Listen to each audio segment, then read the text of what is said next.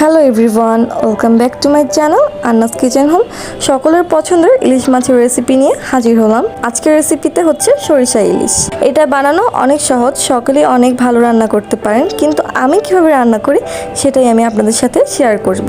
সরিষা ইলিশ রান্নার জন্য আমি এখানে 5 পিস ইলিশ মাছ নিয়ে নিয়েছি। তো প্রথমে আমি একটা বাটিতে 1 চামচ লাল সরিষা নিয়ে নিয়েছি, 2 চামচ হলুদ সরিষা নিয়ে নিয়েছি। তারপরে কিছুটা পানি দিয়ে দিচ্ছি। এখন আমি 30 মিনিটের জন্য রেখে দিব। 30 মিনিট পর আমি পানি দিয়ে ধুয়ে কাঁচামরিচ আর লবণ দিয়ে দিচ্ছি। এখন এগুলো আমি বেটে নিব। সব কিছু পেস্ট করে নেওয়া হয়ে গেছে। লাল সরিষার ঝাঁজ একটু বেশি হওয়ার কারণে আমি এখানে হলুদ সরিষা 2 চামচ দিয়ে দিলাম। এই দুইটা সরিষা মিলিয়ে নিলে সরিষা ইলিশটা অনেক মজা হয়। সরিষা বেটে নেওয়ার সময় লবণ আর কাঁচামরিচ মিশিয়ে একসাথে বেটে নিলে তাহলে সরিষার তেতো ভাবটা থাকে না। সরিষা ইলিশ রান্নার জন্য যেই মশলাগুলো বেটে ব্যবহার করতে হয় সেই মশলাগুলো সুবিধার জন্য একসাথে বেটে নিয়েছি। তো এখন চুলায় একটা প্যান বসিয়ে সরিষার তেল দিয়ে দিচ্ছি 1/4 কাপ।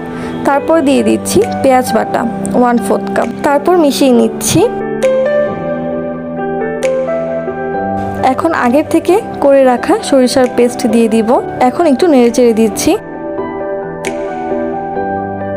এখন লবণ স্বাদ মতো দিয়ে দিচ্ছি। তারপরে দিয়ে দিচ্ছি 1/2 চা চামচ হলুদের গুঁড়ো, লাল মরিচের গুঁড়ো 1/2 চা চামচ। তারপর দিয়ে দিচ্ছি 1/2 চা চামচ জিরা গুঁড়ো আর ধনিয়া গুঁড়ো। এখন মশলাগুলো কষিয়ে নিব 5 মিনিটের জন্য। 5 মিনিট পর 1.5 কাপ পানি দিয়ে দিচ্ছি। এখন নেড়েচেড়ে দিচ্ছি। এখন ফুটে উঠলে মাছগুলো দিয়ে দিব। ঝোলটা ফুটে উঠতে শুরু করেছে, এখন মাছগুলো দিয়ে দিচ্ছি। আপনারা সবসময় চেষ্টা করবেন টাটকা ইলিশ মাছ দিয়ে সরিষা ইলিশটা রান্না করার। এইভাবে মাছের ওপর ঝোলটা দিয়ে দিচ্ছি, এতে করে মাছের ভিতরের মশলাগুলো ভালো করে ঢুকবে। এরপর ঢাকনা দিয়ে ঢেকে দিচ্ছি 5 মিনিটের জন্য। 5 মিনিট পর মাছগুলো উল্টে দিতে হবে।